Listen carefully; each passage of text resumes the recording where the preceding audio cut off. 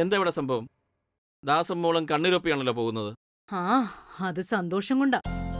നമ്മുടെ മക്കളുണ്ടാക്കിയ ഒരു മഹാസങ്കടത്തെ ഞാൻ ഈ തോക്കു ചൂണ്ടി സന്തോഷമാക്കിയെന്ന് പറയാം. അയ്യോ, ഒന്നും മനസ്സിലാവുന്നില്ലല്ലോ. തോക്കു ചൂണ്ടിയ സന്തോഷം കിട്ടുമോ? കിട്ടും. വലിയൊരു ടൂർ കഴിഞ്ഞ് വന്നതല്ലേ, ഒന്ന് ഫ്രഷ് ആയിട്ട് ഞാനൊരു കഥ പറഞ്ഞുതരാം. ഒരു കല്യാണ കഥ.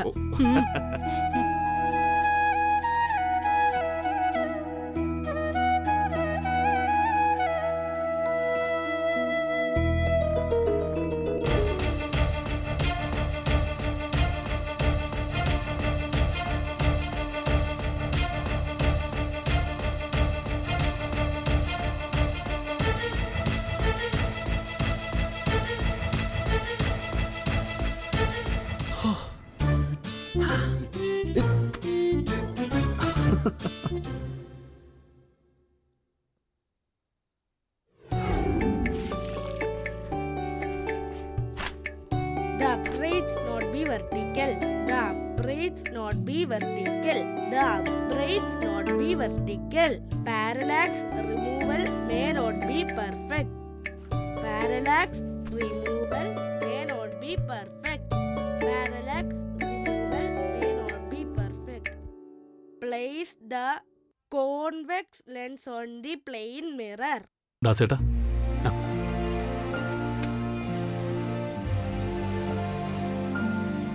എന്താ കുഞ്ഞെ? ഏയ് ഒന്നുമില്ല. ഇവിടെ നിങ്ങളെ ഒന്ന് വന്ന് കണ്ട് നന്ദി പറഞ്ഞിട്ട് പോകണമെന്ന് തോന്നി, അതാ. കുഞ്ഞെന്തായി പറയുന്നേ? നന്ദിയോ? എന്തിന്? കാര്യമുണ്ട്. അന്ന് ഡെമോ കല്യാണം ചെയ്തപ്പോൾ എനിക്ക് 100 കോടിയുടെ ബിസിനസ് കിട്ടിയ സത്യം. പക്ഷേ അന്നത്തോടെ എൻ്റെ എല്ലാ സമാധാനവും സന്തോഷവും ഉറക്കവും ഒക്കെ പോയിരുന്നു. ഇന്ന് ഈ ദിവസം വരെ ശാന്തമായി ഒന്ന് ഉറങ്ങാൻ പോലും എനിക്ക് പറ്റിയിട്ടില്ല. എന്റെ ജീവിതത്തിൽ അമ്മ അറിയാതെ, അമ്മയുടെ പെർമിഷൻ ഇല്ലാതെ ഞാൻ ചെയ്ത ഒരേ ഒരു കാര്യമാണ് ആ ഡെമോ കല്യാണത്തിൽ വരന്റെ വേഷം കെട്ടല്. അത് പക്ഷെ പല സാഹചര്യങ്ങൾ കൊണ്ടും അമ്മയോട് മറച്ചു വെക്കേണ്ടി വന്നു.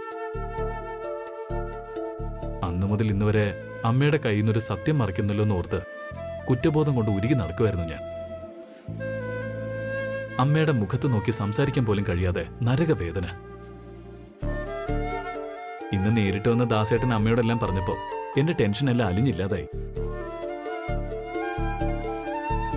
മനസ്സിന്റെ ഭാരമൊക്കെ എങ്ങോ പോയതുപോലെ. എനിക്കറിയാം, കല്യാണി ഇത്രയും ദിവസം എന്റെ അതേ അവസ്ഥയിലായിരുന്നിരിക്കും. എന്താ കല്യാണി, നിനക്കും ഇപ്പം നല്ല ആശ്വാസം തോന്നില്ലേ? എല്ലാവരും അറിഞ്ഞ സ്ഥിതിക്ക്.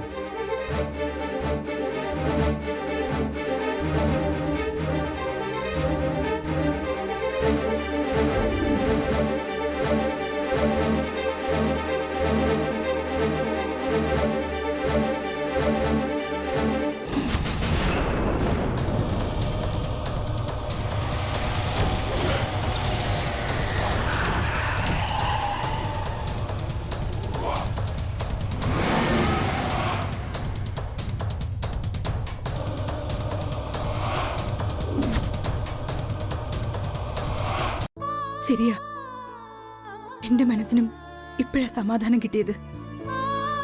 എനിക്കും പുറത്തു പറയാൻ പറ്റാത്ത പലതും ഉണ്ടുള്ളിൽ. ഇപ്പൊ അതിനെന്തൊക്കെയോ ഒരു മാറ്റം വരുന്നത് പോലെ. കറക്റ്റ്. ദാസേട്ടാ, ഒന്ന് റിലാക്സ് ആവാൻ പുറത്തേക്ക് എങ്ങോട്ടെങ്കിലും പോണോന്നുണ്ട്. ദാസേട്ടൻ കാർ എടുക്ക. ശരി കുഞ്ഞെ. അനികൂട്ടാ, നീ കൂടെ വാ. ആ ശരി ചേച്ചി, പോയിട്ട് വരാം.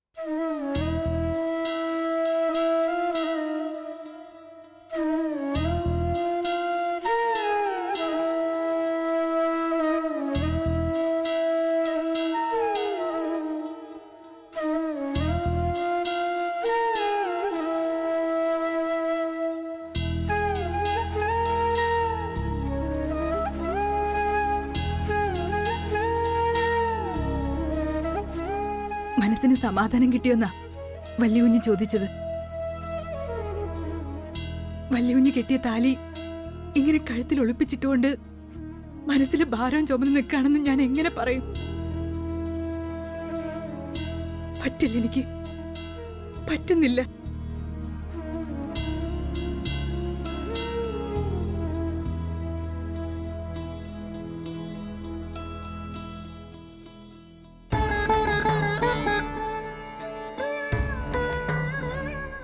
ഇത് ഊരിയാൽ വല്യുഞ്ഞിന്റെ ജീവൻ ആപത്ത് സംഭവിക്കുമെന്നാ അന്നാ യോഗി പറഞ്ഞത്. എന്റെ പ്രവൃത്തി കാരണം വല്യുഞ്ഞിനൊന്നും സംഭവിക്കാൻ പാടില്ല. അതുകൊണ്ട് ഇനിയും ഈ താലി ഞാൻ കഴുത്തിൽ അണിഞ്ഞേ പറ്റൂ. ഈ താലി ഇതെന്ന് ഇറക്കി വെക്കാൻ പറ്റുമെന്ന് എനിക്കറിയില്ല അമ്മേ, എനിക്കറിയില്ല. സാധാരണ പറയുന്നത് ഒരു പെണ്ണിന് താലി ഭാഗ്യമാണെന്നാ. താലി ഭാഗ്യം. പക്ഷെ എനിക്കത് ഭാഗ്യമല്ല അമ്മേ. മഹാസങ്കടങ്ങളുടെ ഒരു വലിയ ഭാരമാ താലി ഭാരം.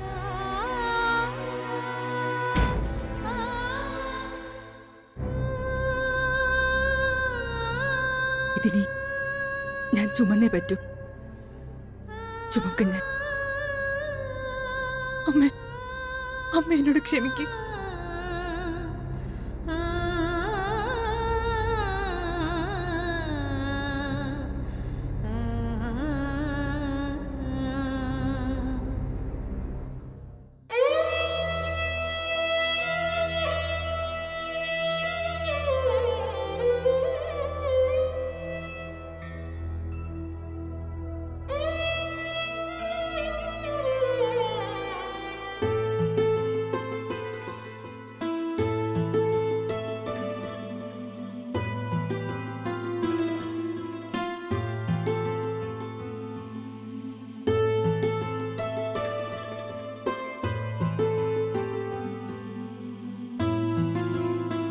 അമ്മ സുഖമായിരിക്കുന്നല്ലോ? അതെ ആന്റി, ഞാൻ അന്വേഷിച്ചതായിട്ട് പറയണം.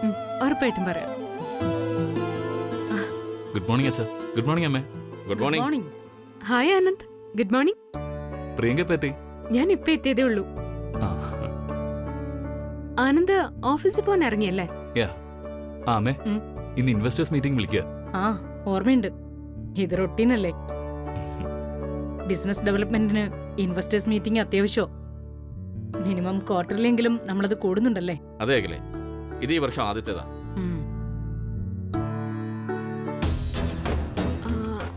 അല്ല ആന്റി, ഈ ഇൻവെസ്റ്റേഴ്സ് മീറ്റിംഗിന് ബ്രാൻഡ് അംബാസിഡറുടെ ഒരു പ്രസൻസും പ്രസംഗം കൂടി ഉണ്ടെങ്കിൽ നന്നാവില്ലേ? എന്ത് തോന്നുന്നു? എന്തു പറ്റി ഇവക്ക്?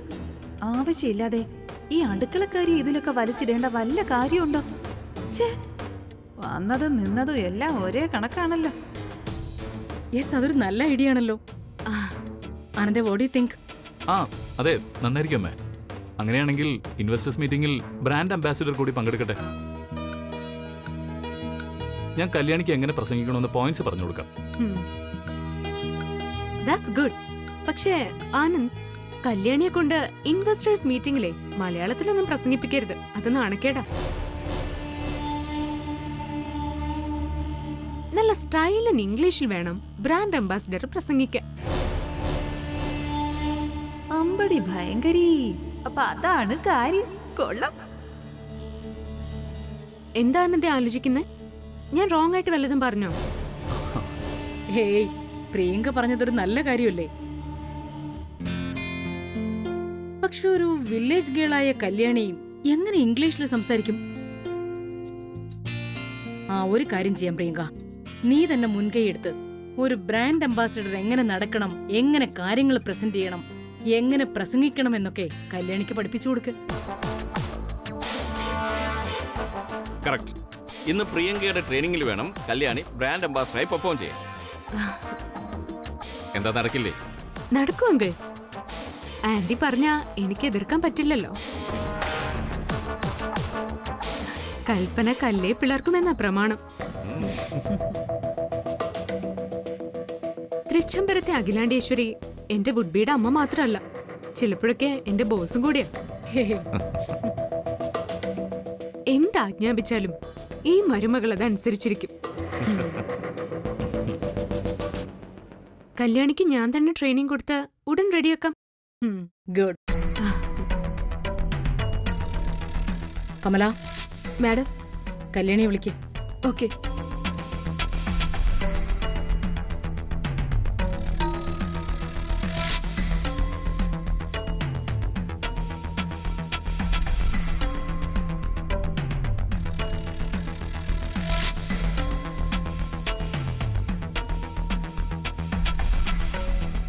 മാഡം, ഉടൻ നമ്മുടെ കമ്പനിയുടെ ഇൻവെസ്റ്റേഴ്സ് മീറ്റിംഗ് ഉണ്ട്. ബ്രാൻഡ് അംബാസിഡറായ നീ ആ മീറ്റിംഗിൽ സംസാരിക്കണം, ഇംഗ്ലീഷ് ഭാഷയിൽ.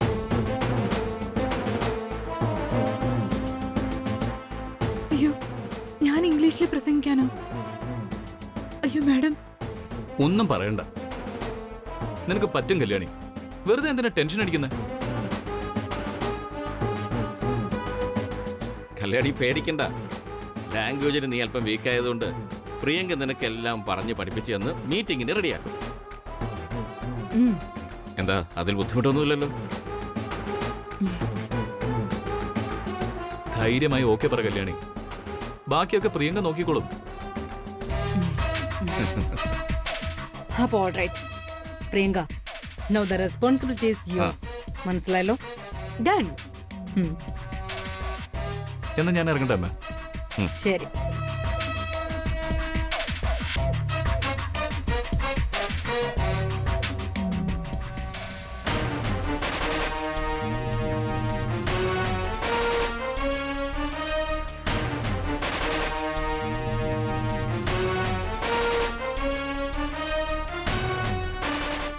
അടുക്കളയിൽ കുറച്ചുകൂടി ജോലിയുണ്ട്. ഞാനത് തീർത്തിട്ട് പെട്ടെന്ന് വരാം. ശരി.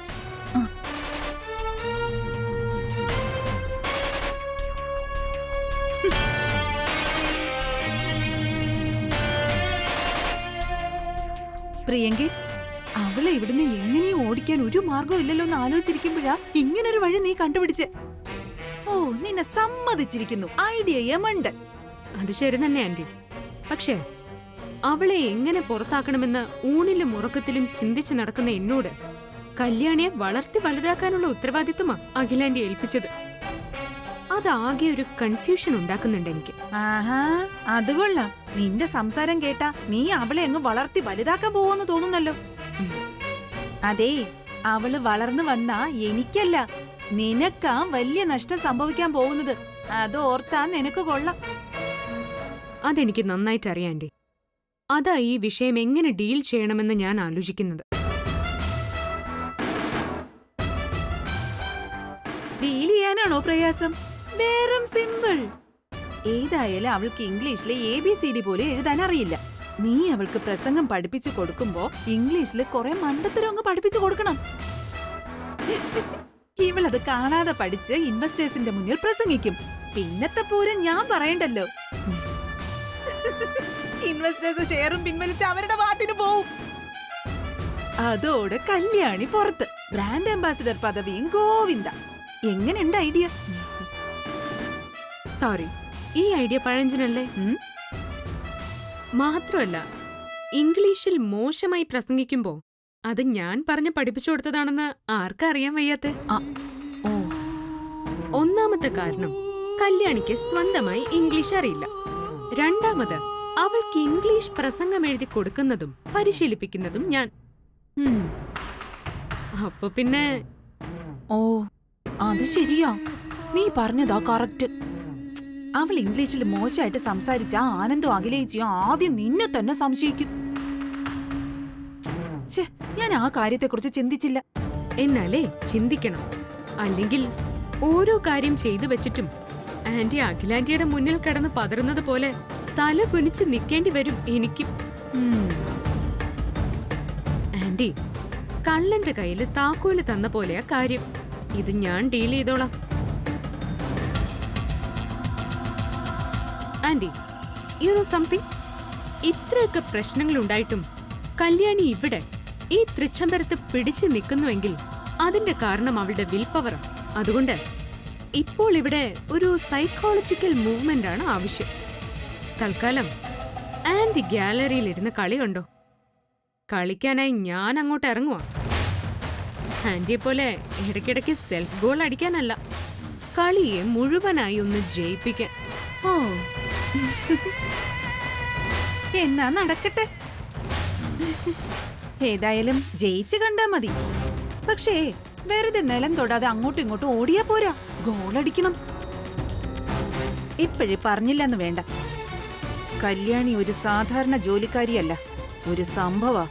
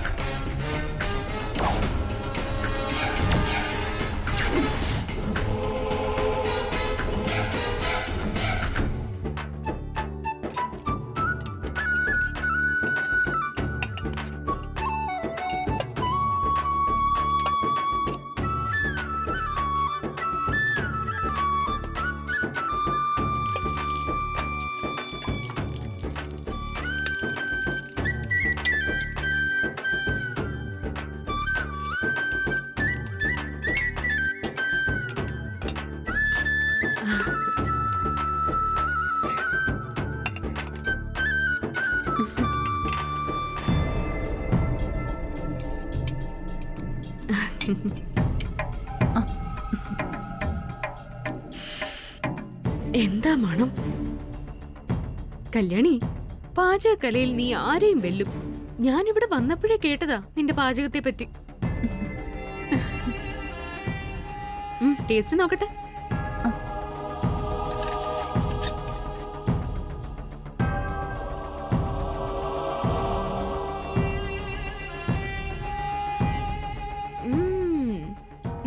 സമ്മതിച്ചു. നാളെ പാചകം. നാളെ പാചകം എന്ന് പറഞ്ഞ എന്താന്ന് മനസ്സിലായില്ല അല്ലേ? കല്യാണി, നാളെ അജ്ഞാതവാസം നയിക്കുന്ന സമയത്ത് ബാഹുകൻ എന്ന പേരിൽ കൊട്ടാരത്തിലെ പ്രധാന പാചകക്കാരനായി കുറച്ചുനാൾ കഴിഞ്ഞു. അവിടെ വച്ച് നളന് അഗ്നിദേവൻ ഒരു വരം കൊടുത്തു. നളൻ പാകം ചെയ്യുന്ന ഭക്ഷണം അത്യന്തം രുചികരമാകട്ടെ എന്നായിരുന്നു ആ വരം. അതാണ് നളപാചകം. മനസ്സിലായോ?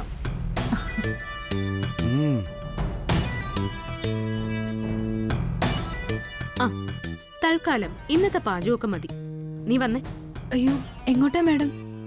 അത് കൊള്ളാം. നിനക്ക് ഇൻവെസ്റ്റേഴ്സ് മീറ്റിംഗില് ഇംഗ്ലീഷിൽ പ്രസംഗിക്കണ്ടേ? നിന്നെ റെഡിയാക്കാൻ ആന്റി എന്നെ ഏൽപ്പിച്ചിരിക്കുന്നേ. അല്ല, അത് പിന്നെ ഞാനിതൊക്കെ ഒന്ന് തീർത്തിട്ട്. പറ്റില്ല. അതെ, ഇംഗ്ലീഷിൽ പ്രസംഗിക്കുന്നത് ഈസിയാണെന്നാണോ നിന്റെ വിചാരം? നല്ല വിദ്യാഭ്യാസം ഉള്ളവര് വരെ ഒരുപാട് പ്രിപ്പറേഷൻസ് നടത്തിയ മീറ്റിംഗുകളിൽ പ്രസംഗിക്കുന്നത്. നീ ഇങ്ങനെ കെയർലെസ് ആയാ പറ്റില്ല. മാത്രമല്ല, എന്തെങ്കിലും പ്രശ്നം ഉണ്ടായാ ആന്റി എന്നെ ആയിരിക്കും കുറ്റപ്പെടുത്തുന്നത്. ആ, ഇവിടുത്തെ ജോലിയൊക്കെ മതി. നീ വാ. വരാൻ. പെട്ടെന്നാവട്ടെ. വാ.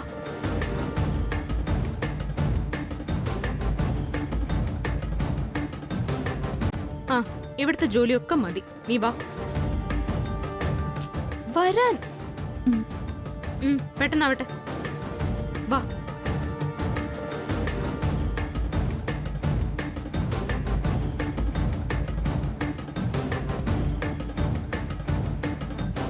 ചേച്ചി, ഒരു 10 മിനിറ്റ് കഴിഞ്ഞാ ആ കറി ഒന്ന് ഇറക്കി വെച്ചേക്ക്. ആ, ഇതൊന്ന് അഴിച്ചേ. ഇറക്കി വെച്ചേക്കണേ.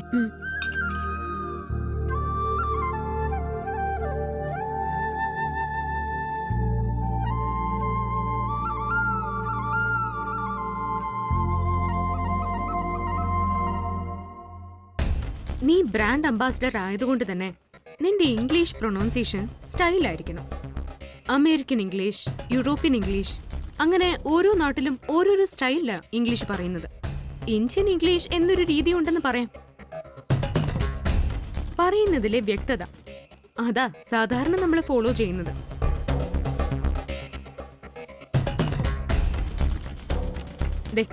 പ്രസംഗം ഞാൻ തയ്യാറാക്കി കഴിഞ്ഞു. ഞാൻ ഇത് എങ്ങനെയാ പ്രസന്റ് ചെയ്യുന്നതെന്ന് ശ്രദ്ധിച്ചു കേട്ട് അതുപോലെ വേണം അവതരിപ്പിക്കാൻ. ശരി madam. Good morning to everyone. As the brand ambassador, my privilege to welcome one and all to this meeting on behalf of Anand Group of Companies.